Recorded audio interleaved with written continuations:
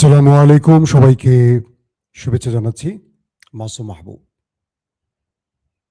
মাসুম ভাই, আপনার জন্য অপেক্ষা করছি। আরিফুল আলম, শেরপুর কামারচর থেকে। ভাই, সবাইকে ধন্যবাদ জানাই। মনির নাটোর থেকে। জি। পিন্টু মিস্ত্রি নাকি? সবুজ পাবনা থেকে। দিনাজপুর থেকে মালেক কি? হাতিয়া থেকে শাহাবুদ্দিন। দর্শক, আপনারা কি শুনতে এবং দেখতে পাচ্ছেন ক্লিয়ার? কাতার থেকে আজিজ ভাই, দুবাই থেকে দেখছেন, ইতালি থেকে মিল্টন, নাগেশ্বরী কুড়িগ্রাম। জি, আমি আপনাদের মোটামুটি নাম দেখতে পেয়েছি কমেন্টে অনেকেরই। আমাকে একজন বলছেন যে আপনি কোন সময়টাতে লাইভ করেন একটু জানাবেন।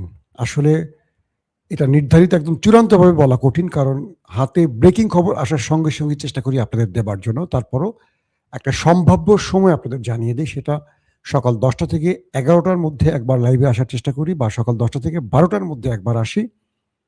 আবার বিকেল 5টা থেকে সন্ধ্যা 7টা এর মধ্যে একবার, হয়তো বিকেলের আগে একবার, মানে সন্ধ্যার আগে একবার, অথবা সন্ধ্যার পরে 7টা থেকে 7:30, রাত 11টা থেকে 12টার মধ্যে একবার। এটা হলো সাধারণত আমার সময়টা। যখন 3টা করে বা 4টা করে বুলেটিন দিই, টাইমটা একটু পরিবর্তন হয়। দর্শক, চলেন আমরা আজকে অনেকগুলো গুরুত্বপূর্ণ খবর দেব আপনাদেরকে, যেই গুরুত্বপূর্ণ খবরটি গত 72 ঘন্টা ধরে পৃথিবীকে কাঁপিয়ে তুলছে। কালকে আমি আপনাদের একটি খবর দিয়েছিলাম যে আমেরিকা তার পাইলট উদ্ধারে নয়, বরং ইরানের নিউক্লিয়ার চুরি করতে এসেছিল বলেছিলাম। কিছু দর্শক একটু খুঁচিয়ে আমাকে মানে কমেন্ট করেছিলেন যে ভাই, সমস্ত গণমাধ্যম বলছে পাইলট উদ্ধারে আসছে, আর আপনি বলছেন যে নিউক্লিয়ার চুরি বা নিউক্লিয়ার প্ল্যান্ট ধ্বংস, একটু বেশি বলেছেন না? কয়েকজন দর্শক দেখলাম, অধিকাংশই আমার মতামতের সাথে সম্মত ছিল, কিন্তু কিছু দর্শক খুঁচিয়েছে। তারা কি আমাকে ভালোবাসেন নাকি ঈর্ষান্বিত আমি জানি না, বাট ভালোবাসেন আমি ধারণা করছি, এই প্রশ্নটা আমাকে করেছিলেন। তো আমি অপেক্ষা ছিলাম সেই সব দর্শকদের উত্তরটা দেবার জন্য। আজকে উত্তরটা দেই। আজকে ইরানের পারমাণবিক প্রকল্পের যিনি চিফ, তার বক্তব্য শুনেছেন? একটু ইরানি গণমাধ্যম চেক করবেন, করলে শুনবেন। ঠিক আমি গতকালকের রাতে যে বক্তব্যগুলো লাইভে দিয়েছিলাম, আজকে ইরানের গণমাধ্যম তার সরকারি উচ্চপদস্থ ব্যক্তিদের বক্তব্যটি প্রচার করেছে। সেখানে পুরো আমার বক্তব্যের সাথে মিলে গেছে। দীর্ঘদিন তো আপনাদেরকে আন্তর্জাতিক খবর দেই, এটা নিয়ে অনেক স্টাডি করি, 2-3টা পত্রিকা পড়ে নিউজ দেওয়ার চেষ্টা করি না, বা কারোটা কপি করি না।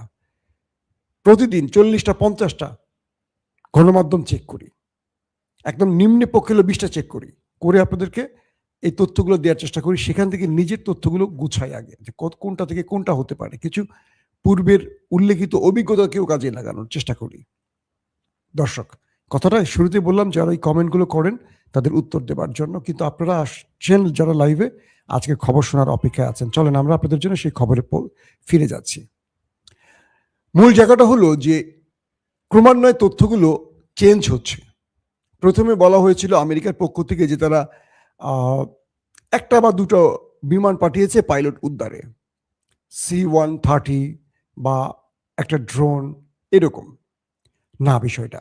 আমি গত রাতে বলেছি না যে 1.5 ডজনের মতো, এখন শোনা যাচ্ছে যে 1.5 ডজন কি, প্রায় 1.5 ডজনের বা একটু বেশি, প্রায় 20 থেকে 15 থেকে 20টি মার্কিন এয়ারক্রাফট এসেছিল ইরানে।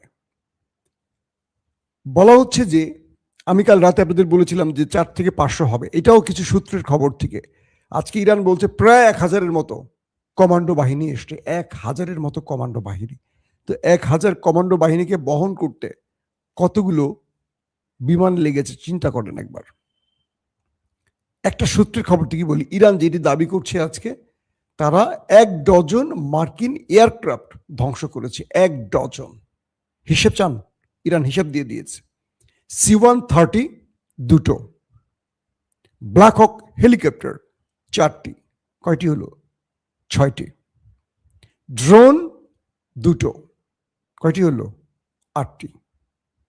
তারপর আছে আরেকটি বিমান, এটাকে নামটা ভুলে গেছি, সেখানে রয়েছে আরো 4টি বিমান।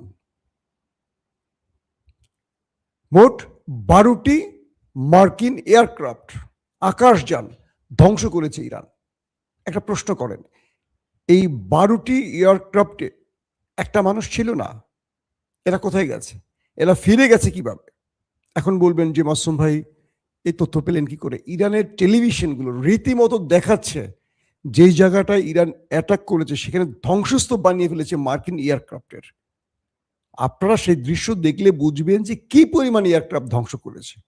আমি তো সেই ফুটেজ দেখেছি।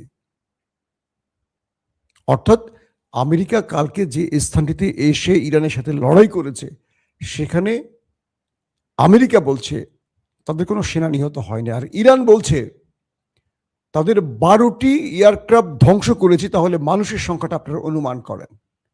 এবং ইতিমধ্যে সেখানে অনেক মানুষের প্রাণহানির তথ্য পাওয়া যাচ্ছে, কারণ আগুনে পুড়ে সব, ওখানে তো বিমান মালিকই ফুয়েল ভর্তি থাকে, ব্লাস্ট হওয়া বা হিট করলে তো আগুন ধরে যায়। তো ওখানে যারা ছিল সব পুড়ে কয়লা হয়ে গেছে, আর যারা পেরেছেন কোনো রকম জীবন নিয়ে পালিয়েছেন। এখন প্রশ্ন আসতে পারে মার্কিন পাইলটের কি খবর? নতুন যে তথ্য আসছে সেখানে বলা হচ্ছে আদৌ সেখানে পাইলট ছিল কি ছিল না এটা নিয়ে প্রশ্ন উঠে গেছে। আচ্ছা, আমেরিকা যে দুজন পাইলটের উদ্ধারের দাবি করলো, প্রথমে একজনকে সাগর থেকে তুলে নেওয়া হলো আর পরে একজন পার্বত্য অঞ্চল থেকে তুলে নেওয়া হলো, দুটো অভিযানে। এই দুজনের কারো ছবি কি আমেরিকা দেখিয়েছে এই পর্যন্ত? বা CNN, BBC, Reuters, AP, Fox, Wall Street Journal, New York Times কেউ দেখিয়েছে ছবি? দেখায়নি। যে দুজন পাইলটের কথা বলা হচ্ছে, এই পাইলট দুজনের সন্ধান কি আমেরিকা আদৌ পেয়েছে? তারা কি বেঁচে আছে? কোথায় তারা? একজনেরও ছবি এখনো দেখায়নি, আমার চোখে পড়েনি। যদি আমার ভুল হয় আমাকে আপনারা বলে দিবেন যে হ্যাঁ দেখানো হয়েছে। প্রথম কথা, আমেরিকা যে পাইলটের উদ্ধারের জন্য ইরানে এসে লড়াইটা করলো, সে পাইলট কোথায়? আদৌ কি আমেরিকা নিয়ে গেছে নাকি সেখানে সে মরে গেছে অনেক আগেই? এই প্রত্যেকটা প্রশ্নের উত্তর কি বলে জানেন? প্রত্যেকটা প্রশ্নের উত্তর বলে আমেরিকা পাইলটের জন্য এখানে আসে নাই। আমেরিকা পাইলটের নাম করে নিউক্লিয়ার প্রজেক্ট ধ্বংস কিংবা নিউক্লিয়ার বা ইউরেনিয়াম চুরির জন্য এসছে। আমি বলছিলাম গত রাতে, আজকে ইরানের পারমাণবিক প্রকল্পের যিনি প্রধান তিনি বলেছেন, তিনি বলছেন যে স্থানটা ইস্পাহানের যে স্থানটাতে ইরানের সাথে আমেরিকার ব্যাপক গোলাগুলি হয়েছে বা লড়াই হয়েছে, তার থেকে প্রায় 100 কিলোমিটারের মধ্যেই হলো ইরানের পারমাণবিক প্রকল্প। এবং একজন পাইলটের জন্য কমান্ডো বাহিনীরা আসলে সংখ্যা খুব কম আসবে, কারণ অল্প সময়ের মধ্যে সেই পাইলটকে যে জায়গাটা তারা পাবে, যে এই জায়গাটা লোকেশনটা জানবে যে এখানে তিনি আছেন, অল্প সংখ্যক খুব দ্রুততার সাথে তাকে নিয়ে চলে যাবে। তাকে 800, 1000 বা আরো বেশি সেনা বা কমান্ডো নিয়ে উদ্ধারে আসবে না। একজন ব্যক্তির জন্য এতগুলো ব্যক্তির জীবন হুমকিতে ফেলবে না, পৃথিবীর কেউ ফেলবে না। তার মানে এই অধিক সংখ্যক কমান্ডো বাহিনীকে ইস্পাহানের কাছাকাছি নামানোর অর্থ হলো তাদের টার্গেট ছিল ইরানের নিউক্লিয়ার সাইট, যেটা ইস্পাহান নিউক্লিয়ার প্রজেক্ট যেটাকে বলা হয়। আমি কাল রাতে যেটা বললাম, আজকে ইরানের সেই পারমাণবিক প্রকল্পের প্রধান তিনি এই বিষয়টি জানিয়েছেন পৃথিবীর গণমাধ্যমকে। তিনি বলছেন ইরান তার শত্রুকে মোকাবেলা করতে শুধু অস্ত্র নয়, বুদ্ধিকেও ব্যবহার করে। যখন মার্কিনীরা রাত 2টোর দিকে ইরান দেখলো একের পর এক মার্কিন এয়ারক্রাফট ইরানে ঢুকছে, তখন তারা কয়েকটি ফ্রন্টে সতর্ক ছিল। খেয়াল করবেন, একটি নয়। তারা বুঝতে পেরেছে যে আমেরিকা তার পাইলটের সন্ধানে আসবে। এখন দুটো বিষয়, যদি এই পাইলট ইরানের হাতে ধরা পড়ে যায় তাহলে এই খবরটি ইরানের কাছে বা আমেরিকার কাছে থাকতেও পারে, নাও থাকতে পারে। আবার যদি এই পাইলট ইরানের কাছে ধরা পড়ে যায় তাহলে আমেরিকা যে স্থানটিতে অভিযান চালাতে এসছে, ইরান সেখানে শুধু আক্রমণ করবে, পাল্টা তো করবে আমেরিকা। অর্থাৎ ইরান যে শক্তিমত্তা প্রদর্শন করেছে ওই অঞ্চলটিতে, ইরানের কাছে তথ্য ছিল এই বিশাল সংখ্যক এয়ারক্রাফট আসার পেছনে মূল কারণ ছিল আমেরিকার নিউক্লিয়ার বা ইউরেনিয়াম নীতি এসছে। মিস্টার ট্রাম্প তার সামরিক বাহিনীর যে নতুন চিফ সেনাপ্রধান, তাকে একটি কথা বলেছেন যে আমার একটি ফেস সেভিং দরকার, আর সেটি হলো ইরানের ইউরেনিয়াম। যদি এই যুদ্ধে আমি ইউরেনিয়াম হাতিয়ে নিতে পারি, এই যুদ্ধ আমি শেষ করে দেব এবং বিশ্বকে বলবো আমি ইউরেনিয়াম নিয়ে গেছি, ইরানের খেলা শেষ। ট্রাম্প এই যুদ্ধে ইরানের সাথে মুখোমুখি মানে সংঘর্ষ করে কতটুকু টিকতে পারবেন এটা নিয়ে সেনাবাহিনীর ভেতর থেকে যেহেতু প্রশ্ন আসছে, ট্রাম্পও বুঝতে পারছেন তিনি খার্ক আইল্যান্ডে তার বাহিনীকে নামিয়ে দিয়ে ফেরত নিতে পারবেন কিনা জীবিত, এটা নিয়েও তার মধ্যে প্রশ্ন আছে। তাই তিনি নানান রকম হুমকি ধমকির মাঝেই চেয়েছিলেন হঠাৎ করে একটা ভিন্ন ইস্যুর মধ্যে অন্য ইস্যু তুলে কাজ করবেন। যেমন পাইলট উদ্ধারের নামে তিনি ফর্ম কেটে আসবেন, বলবেন, ধরুন আমি ঢাকার একটা উদাহরণ দিয়ে বলি, তিনি পাইলট উদ্ধারের নামে গাজীপুরে আসার কথা, তিনি গাজীপুরে না এসে তিনি এসছেন কোথায়? যাত্রাবাড়িতে। কারণ যাত্রাবাড়ির পাশেই আমাদের পদ্মা সেতু, ধরেন পদ্মা সেতুটা ইউরেনিয়াম, কি বলে, নিউক্লিয়ার সাইট। এখান থেকে ইরান বুঝে গেছে তাদের উদ্দেশ্যটা কি। ইরান মার্কিন এই বিশাল কমান্ডো বাহিনীকে শেষ পর্যন্ত লড়াই করে ইউরেনিয়ামের চুরির যে পথ, মানে কি বলে স্পান, এই পথ আটকে দিয়েছে। একদিকে তারা যেই অঞ্চলে পাইলট উদ্ধারের কাজটি করছে সেটা প্রায় 15 কিলোমিটার দূর, যেখানে বিমান ক্র্যাশ হয়েছে তার থেকে 15 কিলোমিটার দূর। তার মানে এটা একটা সন্দেহের সৃষ্টি করেছে যে পাইলট পড়ছে এখানে, 15 কিলোমিটার দূরে কেন আমেরিকা গেছে। দ্বিতীয় ইস্যুটি হলো ইরান বুঝতে পেরেছে তাদের উদ্দেশ্য ভিন্ন। এই ভিন্ন উদ্দেশ্য বুঝে ইরান নিজেও সাজিয়েছে কয়েকটা ছক, যে আমেরিকা যদি পাইলট উদ্ধার করতে আসে তাহলে আমাদের এই টিমটি কাজ করবে এইভাবে। যদি আমেরিকার ভিন্ন উদ্দেশ্য হয় যে তারা 1000 কমান্ডো নেমে যাবে, ওই জায়গাটাকে দখলে নিয়ে আরো কয়েক হাজার কমান্ডো নামাবে, তাহলে প্ল্যান বি সেখানে কাজ করবে, যে কমান্ডো বাহিনী থেকে উড়িয়ে দেবে সবগুলোকে, যত পারে মিসাইল ডিজাইল মেরে যা করা লাগে, ড্রোন মেরে যা করা লাগে করবে। যদি আমেরিকা সেখান থেকে নিউক্লিয়ার সাইডের দিকে মুভ করে তাহলে প্ল্যান সি যে ডিপার্টমেন্ট আছে তারা কাজ করবে। তো এইভাবে মূলত ইরান আমেরিকাকে ঠেকিয়ে দিয়েছে সে গভীর রাতে। বলা হচ্ছে ইরানের আক্রমণে প্রচুর সংখ্যক ট্রাম্প বাহিনী ওপারে চলে গেছে। 12টি এয়ারক্রাফটের মানুষ কত হতে পারে কল্পনা করেন। এখন এই লড়াই শেষে ট্রাম্প বুঝে গেছেন তিনি পরাজিত হয়ে গেছেন, তিনি আর পৃথিবীকে কিছু বলতে পারছেন না, কারণ আমেরিকা জাতি বলছে আমাদের কই সেই পাইলট, দেখাও তুমি, দেখাও তুমি, দেখাতে পারছে না। 2 নম্বর খবর, ট্রাম্প মঙ্গলবার ব্যাপক অ্যাটাক করবে ঘোষণা দিয়েছে, এবং এই অ্যাটাকের মধ্যে থাকছে কি, ইরানের সকল পাওয়ার প্ল্যান্ট, পানি শোধনাগার, তাদের সকল গুরুত্বপূর্ণ সরকারি স্থান, গুরুত্বপূর্ণ মানে কি, সবচেয়ে গুরুত্বপূর্ণ বা সংবেদনশীল কৌশলগত যে স্থানগুলো সামরিক বা বেসামরিক যেটাই হোক সেগুলো ধ্বংস করবে। ইতিমধ্যে ট্রাম্পের সুর পরিবর্তন হয়ে গেছে। কি, তিনি ইরানের কাছে 45 দিনের যুদ্ধবিরতি প্রার্থনা করেছে, নট দাবি, প্রার্থনা করেছে। আমেরিকার প্রেসিডেন্ট ইরানকে বলছে আমাদেরকে 45 দিনের যুদ্ধবিরতি দাও। প্রশ্ন করেন তো, গত কদিন আগে যখন ইরানের দুটো বিমান ক্র্যাশ করলো, ইরান হিট করে ধ্বংস করলো, তখন ট্রাম্প 48 ঘন্টার যুদ্ধবিরতি চেয়েছে, ইরান দেয়নি। এবার সেই ট্রাম্প 45 দিন, ঘন্টা না দিন, যুদ্ধবিরতি চাচ্ছে কার কাছে? ইরানের কাছে। তার মানে ইরান যে কথাটি বলেছিল যুদ্ধের প্রথম দিনেই, যে আমেরিকা যুদ্ধ শুরু করবে আর ইরান শেষ করবে, ইরান তার সেই কথার উপর এখনো অটুট আছে। ট্রাম্প এখন 45 দিনের যুদ্ধবিরতি চায়, তারপর আলোচনার মাধ্যমে স্থায়ী যুদ্ধবিরতি। ট্রাম্প, তুমি ইরানের সাথে জীবনে লড়বা না, এটা জেনে গেছি আমরা। কারণ কি, তুমি বুঝে গেছো ইরানের শক্তি কোথায়। ইরান তার শক্তিকে গোপন রেখেছিল, এই লড়াইতে সেটা প্রকাশ করেছে। একটা প্রকাশ বলি, আমেরিকার প্রথম F-35 যে যুদ্ধ বিমান কেউ ভূপাতিত করতে আজও পারেনি, মার্কিন যুক্তরাষ্ট্রের সবচেয়ে পাওয়ারফুল যে যুদ্ধ বিমান 5ম প্রজন্মের, ইরান এটি ধ্বংস করেছে। ইরান দুটো, একটি নয়, দুটোই ইরান দাবি করেছে।